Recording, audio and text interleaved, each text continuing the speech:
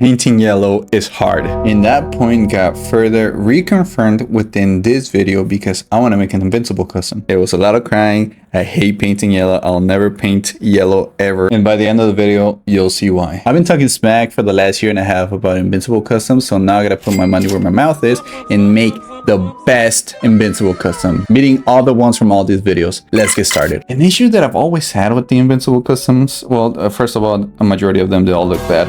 But a lot of the times is the body choice they use. You know, a lot of the body choices, it just look a little bit too slim, a little bit too wonky. The Marvel Legends proportions are just weird, you know. So, once I saw this custom by Fox, a guy on my Discord server, I saw perfection within the anatomy, and that's using the CT Toys Daredevil Mafex body, and it just looks nice, slim build, and that's perfect for Invincible. He's not too bulky, he's not too slim. Now the way that this guy did it is all the details painted on, you know, and I was thinking to myself, how can I put this in another level? How can I upgrade this to make it at the ultimate Invincible custom? That's where Looper comes in. Looper is a creator that makes kits to modify this knockoff third-party figures. He already had a kit for Invincible, but it was for the Spider-Man body. So what I did is I grabbed his kit for that body and I had to sculpt this out. So let's get sculpting. So the main parts to sculpt out was the chest, the abs, the legs, and the forearms. Why? Because those are the parts that are going to be the most noticeable within the Invincible, the yellow parts. And when it came to the surface detail, I just raised it so it can look like the actual Invincible design, you know? Now let's go and sculpt out the heads. So if you thought this looked a little bit too much like Peter Parker, you are correct, because I used a Peter Parker base build that I did previously to make this one into Invincible. So, you know, work smarter, not harder. I'm lazy like that, okay? Now we have the kit ready. Let's go ahead and mess with the actual body. This part, you're gonna need all these tools and lots of hot water. So keep that in mind. If your fingers are gonna hurt, basically. After I separated them, I went ahead and put them into little sticks and holders because we're gonna prime them. So this is what I got so far. I just gotta I gotta see how I can plan this out so I can airbrush the yellow and maybe paint on the blue, you know, with the brush. So my main goal when it came to the pre-planning is like, how can I make this paint stick, right? Because this resin expands, so it's just, there's a little bit of fear in me that when I try to put this all together, the paint is gonna rub off. And I was just planning what's the best way I could go about this, and then do all this black, you know, because it's not really important. There's nothing crazy with it. Whew. And then also I'm looking at parts like this part with the butterfly joint, how I'll be able to put that together, because if I put it in, it's gonna be a lot of paint rub. And I just pre-planning for it, you know, and parts like this where it's just black, this is simple enough. It's just everything else that comes in colors. So, you know, still working on it. Like this, I put them in hot water and burn my fingers, and just to soften the plastic. Now that's with hot water. You can't do this once they're already painted, because then the paint is gonna fall off. So basically, you do need a lot of heat. So be careful. I went ahead and primed it white, and I was just testing out the paint rub. Now I feel confident within the legs, so I'm gonna just go ahead and paint those blue. So when it came to the paint, I'm using Kaleido because they're a little bit more high resistance, and I wish I would have used this throughout the whole paint job, because this blue stuck on just nice. Nice. And then the part I feared the most was the butterfly joints and the feet joints, because, you know, they're rubbing constantly, and I don't know if it was a combination of the glass with the thick paint. It was really resistant, and I was really happy with the result. And as seen here, I didn't have to do much sanding. It was just like almost like it was just perfect. It's perfect. Chicago is perfect! Now the blue is fine, but let's go ahead and tackle the elephant in the room, yellow. Now I'm gonna go ahead and test out painting yellow, so I'm gonna try it on this little tiny piece. So basically, from my understanding is, first we gotta do pink, and then we can layer yellow. But the thing is, I wanna test out the paint rub first, so I'm gonna mix red and white, and then I'll put it on, and then I'll see how well it lasts. So I'm gonna go ahead and I'm gonna have to paint everything pink, and then I'm gonna test rub it, and then we'll see if the pink holds up into yellow, because yellow is a bitch. So we'll see. Now you've been asking yourself, Why not just lay the yellow on top of the white? Well, let me explain. I don't know why, but yellow is a really thin paint in which if you were to lay it on with brush or airbrush, it's really thin and you really need a lot of layers to make it pop. Pink helps you with that tonality and making it pop just a little bit easier. My mix ratio when it came to the Kaleido paints was the gloss red, 1 drop of it, and then 3 drops of gloss white. They didn't have pink, I didn't have pink, so I had to mix it, you know, but I just had to keep those colors consistent within all the pieces just so I'm not changing the color of pink. So this is why you do a pink base, so you can get this bright yellow. Now this is like halfway done, but this looks even like a little bit orangey, so you can keep on doing layers and they just keep on stacking up and making it brighter and brighter. That's basically like the whole idea for the rest of the yellow parts, because painting yellow, as you know, as we all know, it's a bitch and I hate it. So this one is real, it's more of a process, you know, it's more to it. Now what made me hate painting yellow was this tiny little piece of shit. So this process you see right here on screen, I had to redo it at least 5 times.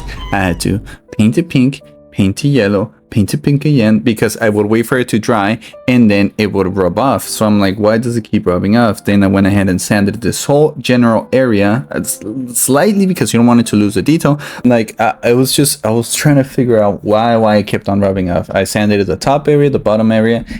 There's actually some pieces here that are giving me a really hard time to sand down, which is the neck and this ab piece. I'm gonna just have to redo the whole paint job again, just because it's giving me too much issues and trying to get that yellow, like even though it's a little bitty spot, it's just hard to match. So I'm gonna redo this whole part. I'm gonna sand the hell out of it.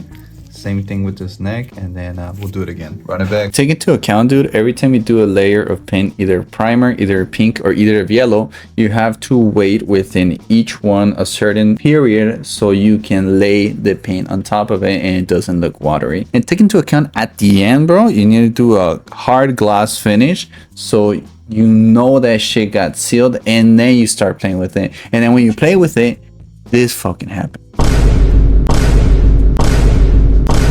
And I had a similar issue with the neck, although the neck wasn't nearly as bad as the ab section. I did have to do light bit of sanding. And the thing is, I think it comes down also to the type of paints you use. So for the yellow, I decided to use pro acrylic, which was more of a matte finish color. And I would recommend just stay with Kaleido because it adds a little bit more of a thickness to the paint, you know? Honestly, I'm pretty happy with the result. The pink base gives it a depth, a really nice depth. And when it came to the actual colors like the black and the blue, those can be easily painted on. And then here is where the edge sculpted detail really matters, because then you don't have to worry about getting out of the line, because the paint stops at the line work. Okay, if you're careful with it, of course, it stops at the line work and you don't have to manually line it up, you know, line it up. Let's go ahead and assemble it, because you do have to be careful with the assembly as well. You know, just make sure you use heat and take your time and use gloves if you want. You don't want to scratch up the paint. Now let's move on to the head. So in this situation, painting the head is kind of like a difficult process. That's why I didn't show it, but you're supposed to mask off the skin tone area and airbrush the yellow. Same process, pink and then yellow.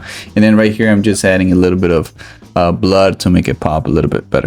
This is a sculpt I did available in my Patreon if you want to get it. But yeah, I just want to do a beat up version of him because it just fits with the character. This custom took me like 2 weeks. Show me some love by commenting a salute emoji, liking, subscribing, all that stuff. Kits will be available in my Etsy if you're all for the challenge. But now said all that, let me go and show you the end result.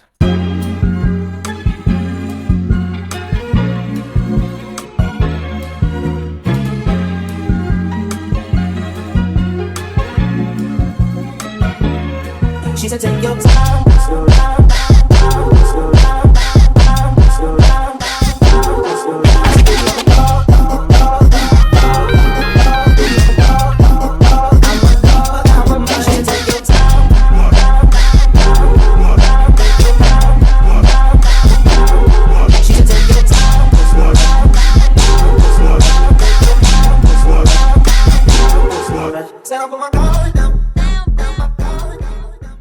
here's a size comparison with Portland Spawn, Mafex Spider-Man, and just in general, dude, I feel like it scales pretty well with the 1/12 scale. I think he might be a little bit bigger, but we could use as an excuse. He's an adult Invincible, you know, in the later years. Oh, fuck. The other custom I made, this one is shorter. It's a little bit thicker. It doesn't have a head because I sold it, you know, but put that to the side. And then, I don't know, bro, I'm pretty happy with it. Let me show you the original build. Here is the CT Toys Daredevil. And it could be because of the shins and the abs that this one sits a little bit higher. You know, it just looks pretty good to me. Honestly, I like the build. The Daredevil build, is not too exaggerated. It's not overly muscular. Let me show you the original one. And yeah, oh damn. The Invincible is actually bigger. Let me fix the hips, hold up. Also, I will have kits available in my Etsy. This beat up head is also available on my Etsy. I'm telling you, dude, it's not gonna be an easy custom. This is gonna be a difficult custom. If you wanna do the blue suit, it's a little bit more understandable. But if you wanna do the yellow suit, dude, it's gonna be a pain, dog. But if you're up for the challenge, it'll be available there. I was thinking of doing a second one. That's why I bought a second one. But I'm like, I don't know if I will. Maybe a blue suit. Let me know in the comment section below. But for my Marvel Legends display, I think it fits pretty well in it, you know. Yeah, the Invincible is huge. It doesn't matter. He's gonna be posed up in the flying pose and stuff, you know. And next to the Spawn and all that, it's kind of like just fine. But yeah, this has been the whole video. Let me know if you like it. Let me know if you're gonna make this custom. Let me know if you learned anything on this custom. A lot of paint rub, you know, avoidance. There's a lot of paint rub learning, you know, in that aspect. But paints are very important. But yeah, let me know what you learned in the comment section below. On to the next one. Bye. I'm a dog, take your time, I